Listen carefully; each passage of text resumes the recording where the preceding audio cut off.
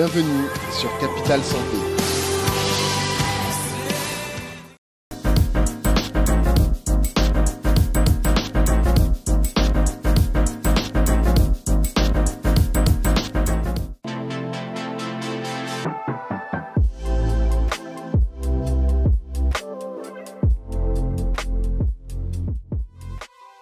Selon un article publié dans le journal Le Monde le 18 février 1981, l'avènement de la médecine moderne date du XVIIIe siècle avec René Théophile Laennec.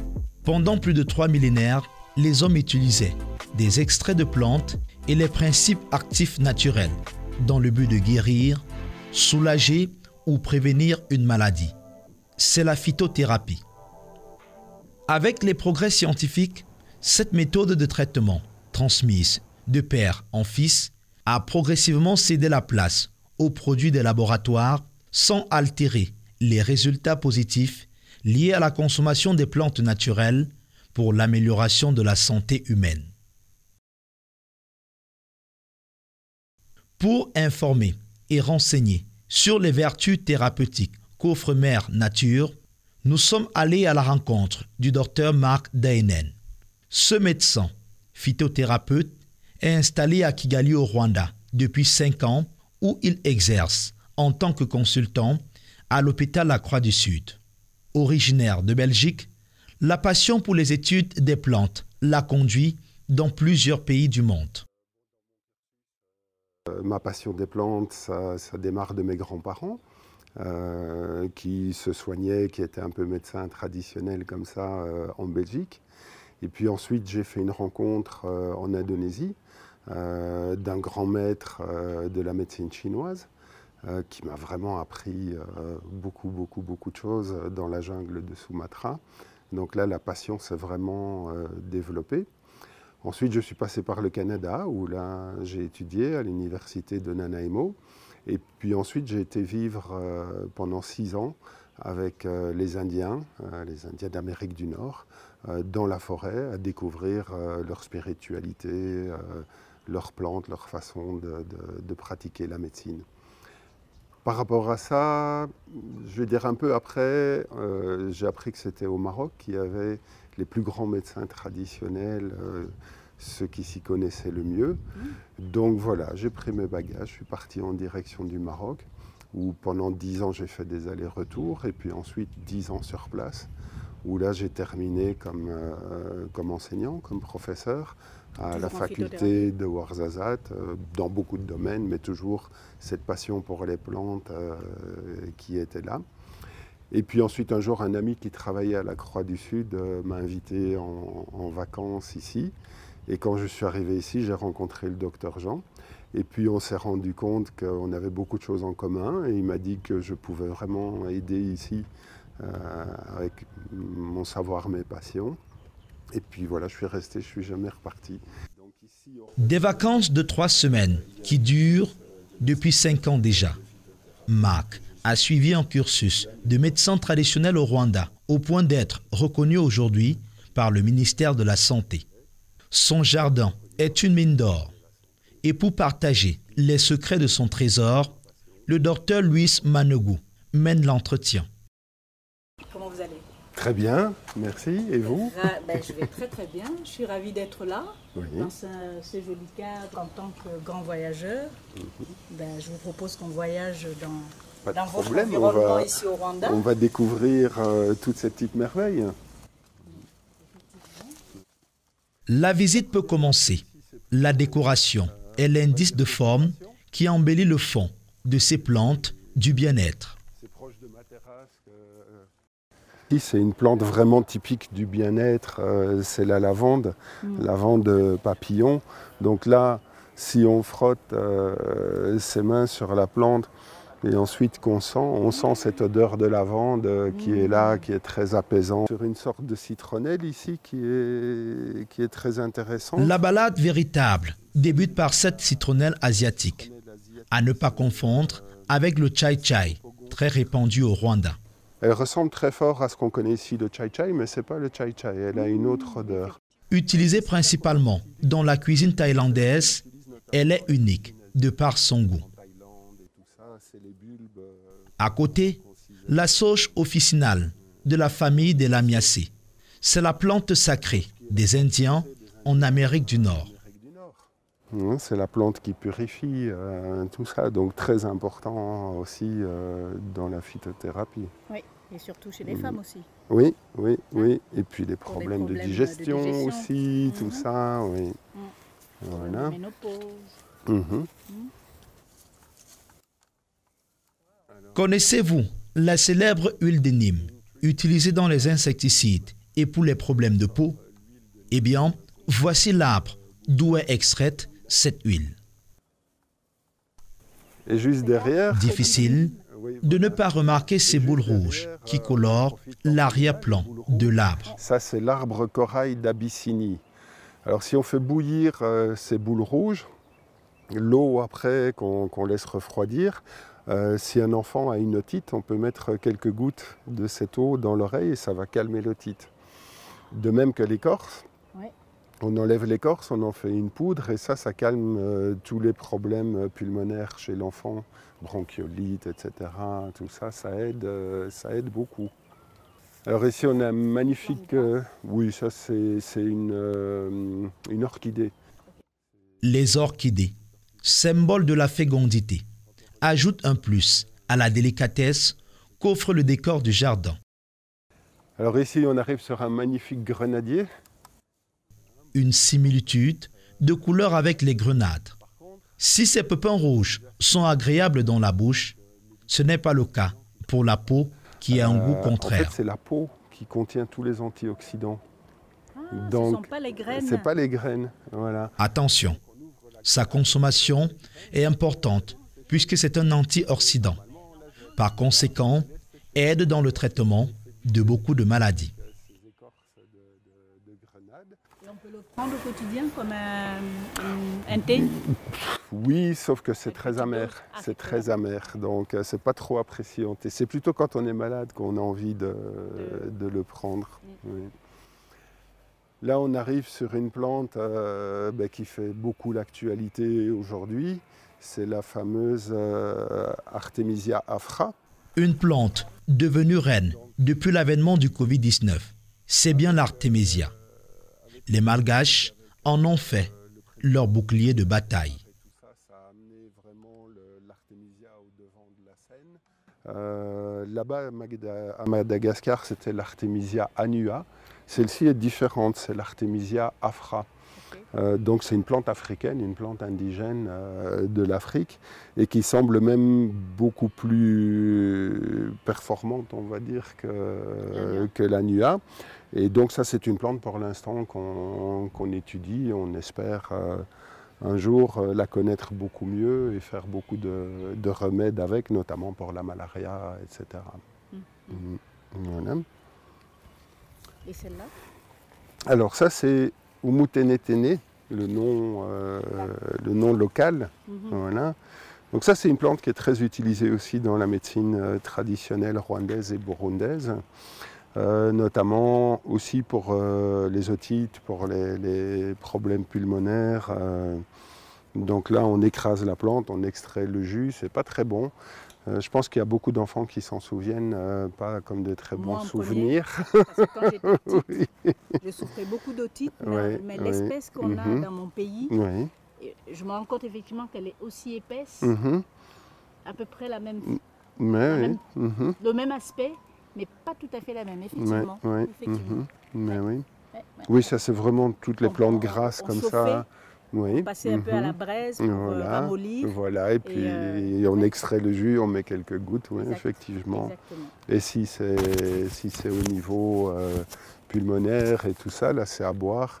Et bon, c'est pas toujours des bons souvenirs pour les enfants, mais c'est très efficace. Framboise ici à Kigali. Tout à fait. La belle aventure nous permet de déguster les framboises au passage, juste pour le plaisir de la bouche. Un goût qui contraste avec celui du Umuravumba. Donc c'est une plante traditionnelle du Rwanda. Alors là, c'est pour tout ce qui est la grippe, la malaria, les fièvres, etc. Une plante qui est très utilisée aussi. Et puis après, Bon, on voit là, je veux dire en dessous comme ça, on est en permaculture, c'est-à-dire qu'on laisse pousser les plantes comme elles veulent, on ne force pas à ce que ça pousse. Mais on voit qu'on retrouve ici l'Artemisia annua. Oui. On voit ici la menthe marocaine, qui a une très très bonne odeur. Oui. Ça c'est la menthe chlorophylle. Voilà. Et vous qui avez les problèmes gastriques, nous vous proposons une feuille magique. Donc les gens qui ont des brûlures d'estomac, des ulcères, tout ça, 4 ou 5 petites feuilles comme ça, bouillies dans l'eau, et puis on boit et ça calme toutes les douleurs d'estomac. Très très très efficace. Et comment elle s'appelle celle-ci? J'ai aucune idée, je suis désolé, là j'ai pas le nom en tête, il faudrait que je regarde dans ma littérature. Dans le jardin, des problèmes de santé les plus fréquents de nos jours poussent au premier rang le surpoids. Pour une femme de mon âge, plus de 60 ans, qui a pris quelques kilos, qui n'arrive plus à les perdre, j'oscille entre 5 et 7 kilos que j'ai du mal à perdre depuis déjà une dizaine d'années. Oui. Est-ce qu'il y aurait une solution en plante médicinale? Il y a une plante qui peut vous aider, à mon avis, oui, elle est juste devant vous. Je ne pars pas d'ici sans cette plante. Elle est juste devant vous. C'est une plante que tout le monde connaît, c'est le goyavier. C'est un goyavier. Alors je pense que justement, les femmes, les anciennes, elles connaissaient très bien le goyavier parce qu'elles s'en servaient beaucoup. Et donc, 3 feuilles de goyavier. Les jeunes feuilles ou les... Non, les feuilles, les grosses feuilles comme ça, que vous faites bouillir dans 1 litre d'eau. Laissez bouillir pendant 5 minutes, ensuite vous retirez du feu, vous laissez infuser pendant 15 minutes. Ça vous donne un thé qui a un peu un goût de chou. C'est pas vraiment un mauvais goût, mais enfin ça surprend un peu au début quand on n'a pas l'habitude. Et vous buvez ce litre sur la journée par petites prises comme ça. D'après ce qu'on a compris du fonctionnement de cette plante, elle agit sur l'assimilation des graisses. Donc au lieu que votre corps assimile l'énergie et le stock en graisse, il va l'évacuer. Donc qu'est-ce qui se passe à ce moment-là? Votre corps, qui a quand même besoin d'énergie, va utiliser la graisse existante. Il va transformer cette graisse en énergie. Que de la garder, plutôt stocker. Que de la stocker. Ouais. Mais le corps, il garde toujours une mémoire de ce qu'il fait. Ouais. Donc comme il a pris cette habitude d'utiliser cette graisse, par la suite, même si vous arrêtez la tisane, il va continuer à avoir ce réflexe de puiser dans ces graisses-là. Merveilleux. Et donc vous allez naturellement perdre du poids sans faire régime, sans, je veux dire, stresser votre corps. Ça va se passer tout à fait naturellement. Et je pense que ça, c'est une très bonne solution pour vous. Et à prendre combien de temps? Le temps que vous jugez nécessaire. Il n'y a pas de durée bien précise. Si vous aimez, vous sentez bien, tout ça, vous le prenez tant que vous voulez. J'ai bien fait de venir. Voilà. Alors, Mais si oui, ça fait, comme je dis, des années que je cherche la solution. Alors il y a une autre chose aussi qui peut vous aider par rapport à surtout la région dont vous venez, c'est l'hibiscus, c'est le fameux bissap. Le folari. Voilà, donc il ne faut pas trop le sucrer, mais ça aide énormément pour tous les petits désagréments de la ménopause. En plus, ça nettoie bien les reins, le sang, tout ça. Donc ça, c'est quelque chose que je conseille de boire régulièrement aussi. Ça fait vraiment du bien. Et quelle préparation? Quelle dose? Le bissap normal, sauf pas trop sucré. Par exemple? Oui, une bonne poignée pour 1 litre d'eau aussi. Bouillir, pareil. Laissez bouillir 15 minutes, par contre, pour le bissap. Laissez après infuser pendant 30 minutes. Ouais. Ensuite, vous filtrez. Alors, vous pouvez rajouter un peu de miel, un peu de sucre, mais pas de trop. Et puis, vous buvez le litre sur la journée. Vous faites des petites cures comme ça de quelques jours. Et ça va vraiment nettoyer tout votre organisme. Et ça va vraiment vous aider, ça va vous faire du bien. Un peu à l'aventure. Au cours de notre voyage au pays des plantes médicinales, nous apprenons que le basilic sacré met en accord le corps et l'esprit. En fait, donc toutes ces petites irritations que vous pouvez avoir avec vos hormones qui sont en train de changer, tout ça, tout va être rééquilibré avec ce basilic. Et ça, c'est une infusion toute simple. Vous prenez quelques feuilles dans une théière, un peu d'eau bouillante dessus, l'équivalent d'une demi-tasse. Okay. Vous laissez infuser 5 minutes et vous la buvez. Vous pouvez répéter 3-4 fois par jour sans problème. Vous allez vraiment vous sentir apaisé, vous sentir beaucoup mieux dans votre peau, etc. Donc ça, c'est l'idéal. Après, je ne sais pas si vous avez des problèmes de sommeil. Non. Pas de sommeil perturbé. Non. Ok. Parce que sinon, pour les gens qui ont des problèmes de sommeil, un autre basilic, de la même famille donc, que celui-là, qui se retrouve ici, ça c'est celui qu'on appelle Ocimum gratissimum, ou en général le basilic africain. Donc là, pour les personnes qui ont des problèmes de sommeil, 4 petites feuilles dans une théière, un peu d'eau bouillante dessus, la même façon qu'on prépare l'autre, 30 minutes avant d'aller dormir. Et puis là, vous allez avoir un sommeil apaisé, réparateur, magnifique. Les deux se marient très bien. Personnes qui sont stressées la journée prennent le tulsi et la dernière prise du soir, on mélange avec quelques feuilles de gratissimum. Et là, non seulement ça vous apaise, mais en plus ça vous endort. Donc c'est vraiment magnifique.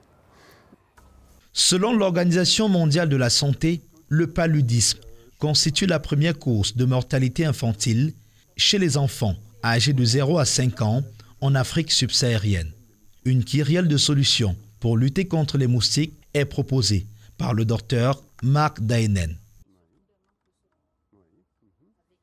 On peut vraiment réduire la quantité de moustiques qu'on a autour de la maison en plantant ces diverses plantes dont les moustiques n'aiment pas l'odeur.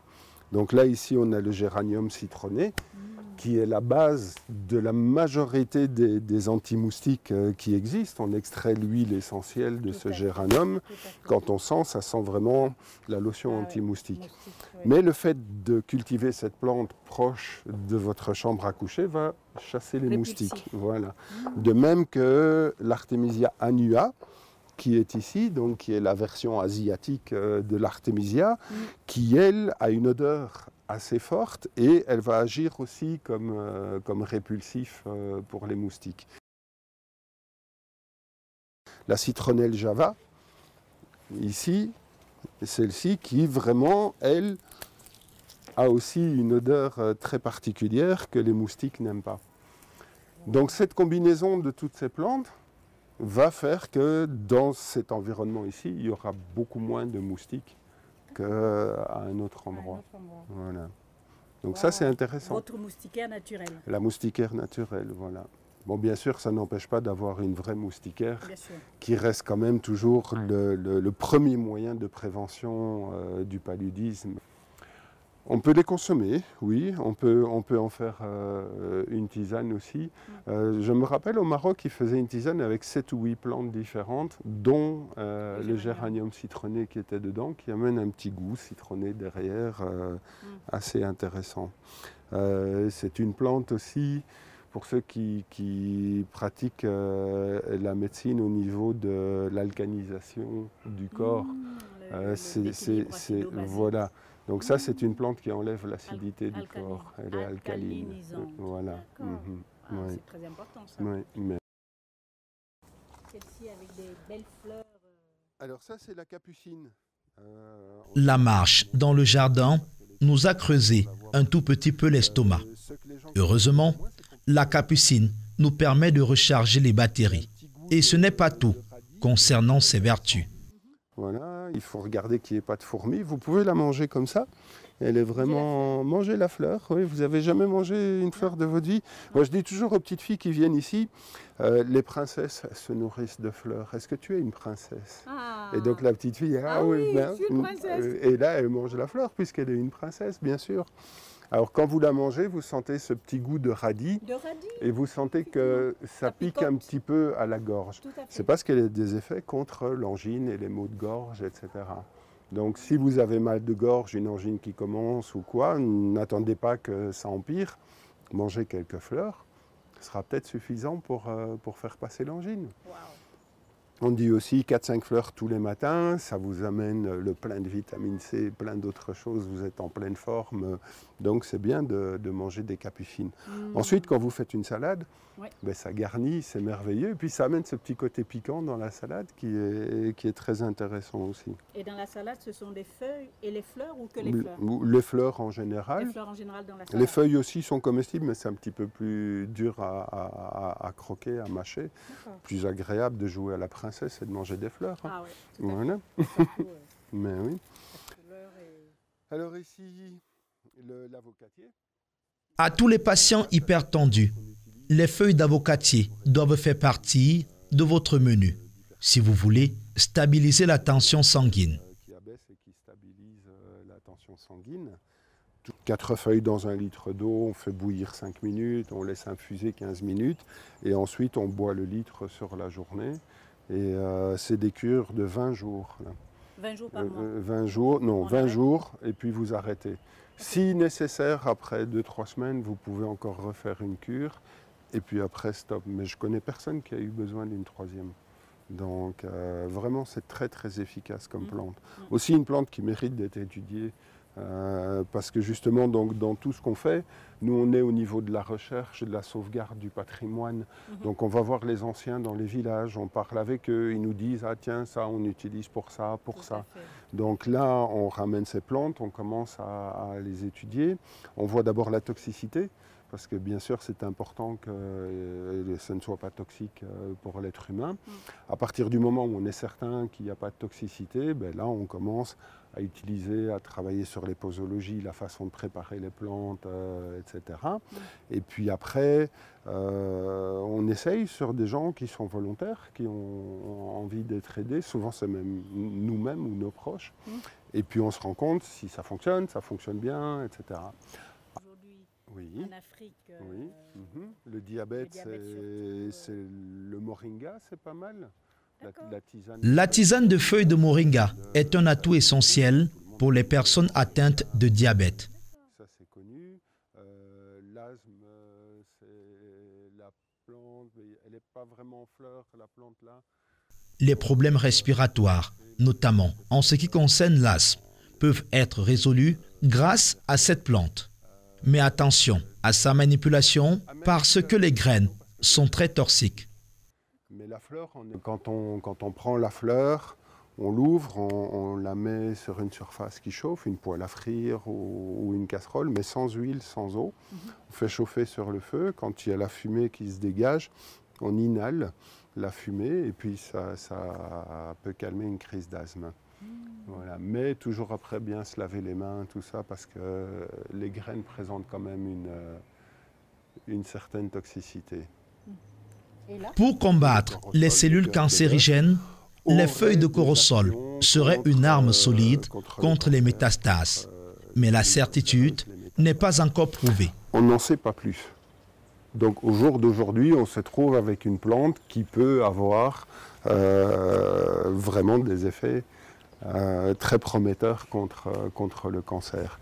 Donc là, la première des choses maintenant qu'on va faire, c'est confier cette plante à un laboratoire qui va mesurer la toxicité et pouvoir nous dire est-ce que cette plante est toxique pour l'être humain ou pas. À partir du moment où ça revient, on nous dit non, la plante n'a pas de toxicité, eh bien à ce moment-là, sur des personnes qui sont volontaires, qui seraient atteintes d'un cancer, ils peuvent essayer donc de prendre cette plante et voir si ça les aide, si ça leur fait du bien. Et puis voilà, par la suite, on va avancer comme ça, petit à petit, à apprendre à mieux connaître la plante, comment la doser, la posologie, etc. Et puis un jour, encore une fois, on arrivera peut-être à en sortir un médicament efficace contre le cancer. Tout ça, ça prend bien entendu beaucoup de temps. Ça prend des années. Donc il ne faut pas se dire hurrah, courir, et dire je veux la plante. Non, non, on n'est pas des magiciens.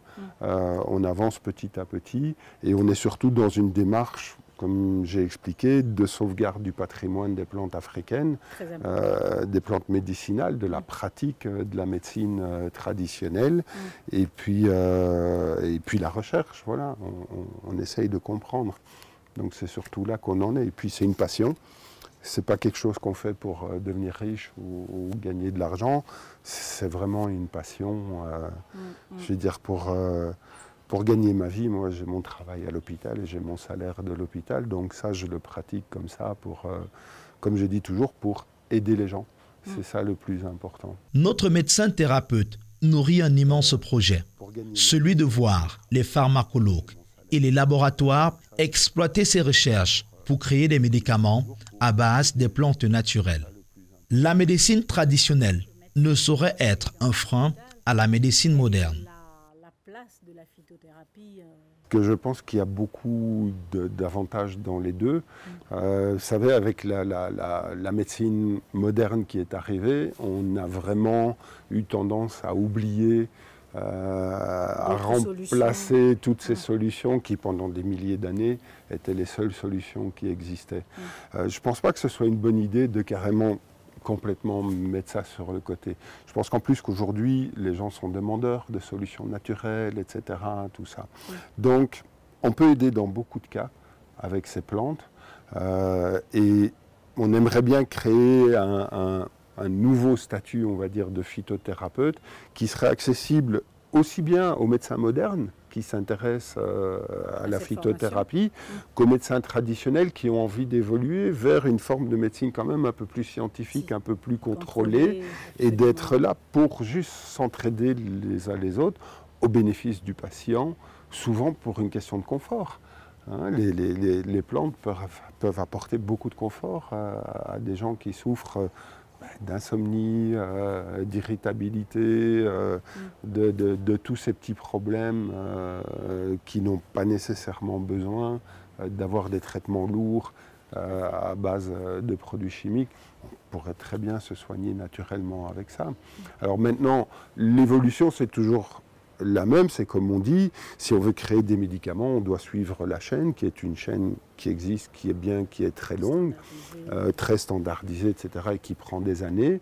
Maintenant, si on veut passer sur le côté médecine douce, médecine traditionnelle, donc on avait cette fameuse conférence de l'OMS, la conférence d'Accra, qui a donné les guidelines, qui a donné les directives sur comment devrait évoluer cette médecine traditionnelle africaine. Donc nous, on suit ces directives. On amène donc beaucoup plus de contrôle, beaucoup plus le côté scientifique pour comprendre ce qu'on fait. Je dis encore une fois, on n'est pas des magiciens, on est des médecins d'abord, et c'est là, il faut qu'on suive tout ça pour ne pas créer de problèmes et faire pire que bien. Au Rwanda, l'importance de la médecine traditionnelle est reconnue. Le gouvernement rwandais appuie très très fort la phytothérapie dans le sens où il y a donc un cursus réel, avec une reconnaissance réelle, avec des associations professionnelles dont on fait partie. Donc c'est bien encadré et c'est justement cette reconnaissance, elle est là, dans l'encadrement et dans les structures mises en place pour pouvoir exercer la phytothérapie. Et cette formation est ouverte aux médecins ou aux pharmaciens, mais aussi aux tradipraticiens? Alors, cette formation, pour l'instant, c'est surtout pour les tradipraticiens. Bon, ça se passe souvent de père en fils, de mère en fille, des choses comme ça. Mais ça commence à s'ouvrir à beaucoup plus de gens. Et donc, on est vraiment en train de travailler dans cette direction-là pour beaucoup plus structurer et pour que ce soit ouvert à tout le monde, médecins de médecine conventionnelle ou médecins tradipraticiens ou qui que ce soit qui serait intéressé par la phytothérapie, qui veut apprendre et qui veut se perfectionner. Et puis voilà, on est en pleine évolution. Dans l'espoir que nous vous avons convaincu de créer votre propre jardin de plantes médicinales, nous vous proposons à présent des méthodes de conservation des produits. Alors, ce qu'on a remarqué en fait dans tous nos travaux et dans toutes nos recherches, la façon la plus simple de pouvoir tirer les bénéfices de ces plantes, c'est les tisanes. Et dans la structure des plantes, à l'intérieur même de la plante, en fait, ce sont tous des petits sachets, si on peut dire, qui contiennent les principes actifs qui sont volatiles. Donc, si on réduit ça en poudre, on va briser tous ces sachets et les principes actifs vont s'évaporer et très rapidement, la plante n'aura pas d'efficacité. Donc une tisane en poudre, c'est maximum 3 mois et ensuite elle n'est plus efficace. Alors que si on coupe des gros morceaux comme ça, des gros morceaux irréguliers, les sachets donc restent entiers et la plante va garder son efficacité, on a vu, pendant plus de 3 ans. Donc pour conserver une tisane, c'est beaucoup mieux de la couper grossièrement, les feuilles et les tiges. Et ensuite, quand on va faire bouillir la plante, eh bien c'est là que ces sachets vont exploser et que ces principes actifs vont se mélanger à l'eau. Et donc on aura tout le bénéfice dans la tisane qu'on va prendre. Voilà. Donc vous voyez, jamais c'est coupé fin, c'est toujours des gros morceaux, c'est toujours grossier. Alors, donc pour tout ce qui est la médecine traditionnelle ici, c'est stocké en sac. Et puis, les phytothérapeutes peuvent utiliser ces produits et les prescrire en fait, à leurs patients en leur expliquant comment l'utiliser. On ne fait pas du tout de commerce, on ne fait pas du tout de mise en emballage standardisée, de boîtes, de choses comme ça. Ça, ce n'est pas du tout notre métier. Encore une fois, on va passer la main à ce moment-là aux personnes qualifiées pour en faire une commercialisation éventuelle dans le futur. Pour l'instant, on est vraiment encore toujours au niveau de la recherche et on soigne nos patients. Donc, si je viens... Pour ces patients qui souhaitent être approvisionnés constamment, cela nécessite un coût. Juste de quoi payer les employés qui produisent au quotidien la matière première.